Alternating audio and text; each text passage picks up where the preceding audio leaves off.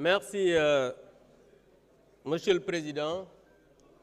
Conformément à l'article 83, je pose une question préalable tendant à ce que on ne puisse pas délibérer.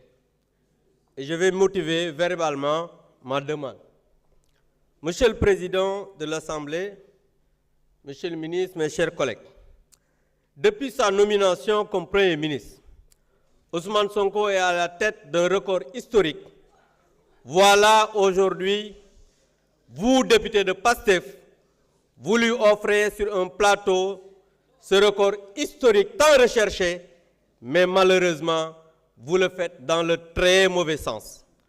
Vous le faites dans le mauvais sens parce que jamais dans l'histoire politique du Sénégal, une modification du code électoral n'a été précédée d'un dialogue et la recherche d'un consensus. Vous avez rompu tout ce que nos devanciers ont réussi en matière de processus électoral inclusif, en imposant votre majorité pour adopter ce texte taillé sur mesure pour permettre à votre guide spirituel d'être candidat en 2029. Mais ça, l'histoire jugera. Les Sénégalais vous jugeront. Dans la même veine, nous apprenons qu'au même moment, on nous soumet au forceps cette proposition de loi taillée sur mesure de l'autre côté aussi. Même s'ils ne sont pas d'accord, le président de la République n'a pas eu le courage d'assumer ses responsabilités de président de la République en donnant un avis contre, mais il ne l'a pas exprimé clairement. Dès lors, le président de la République devient complice de cette forfaiture électorale.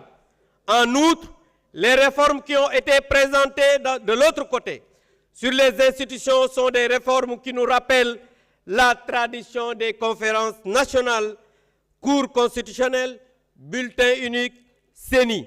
Ça, c'est le fait des pays qui ont eu des coups d'État où il y a des conférences nationales pour sortir de ces situations. Le Sénégal n'a jamais connu ça. Aujourd'hui, le Sénégal se trouve dernier de la classe avec une économie à terre qui ne rebondira que d'ici une dizaine d'années.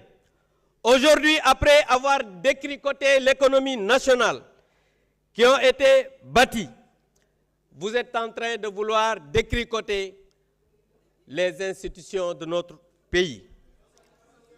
Aujourd'hui, les jeunes sont sans emploi. Les femmes peinent à joindre les deux bouts.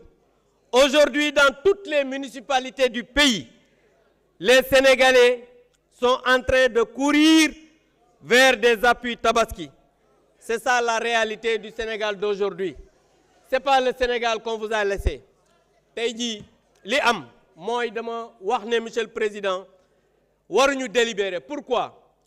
Parce que c'est la première fois Sénégal ñu gis premier ministre am code électoral am président am code électoral am léegi nag ñi nga xamante ni nii parce que yéen dara du ma bett ci yéen parce que woote woon fi loi d'amnistie conseil constitutionnel dàq ngeen woote fi li nga xamante ni nii mooy loi pour les médias conseil constitutionnel dàq comme nag yéen dëgër bopp koo xamante ni kenn mënul génne seen bopp ne amu leen xam-xam jubadi ngeen te li ngeen def baaxul tey jii lii ngeen di voté historiquement vous êtes en train de déstructurer les institutions de ce pays mais li ma leen bëgg a xamal mooy sénégalais yi tey jii li ngeen waroon a xënte tey mooy ngeen fexe sénégalais yi am lu ñu lekk xale yi am liggéey université ngeen lijjanti ko transport bi nga xamante ni grève bi jeexul ngeen lijjanti ko li nga xamante ni moom mooy jàng mi nga xamante ni ñi ngi waxu année blanche ngeen lijjanti ko mais loolu ñoru leen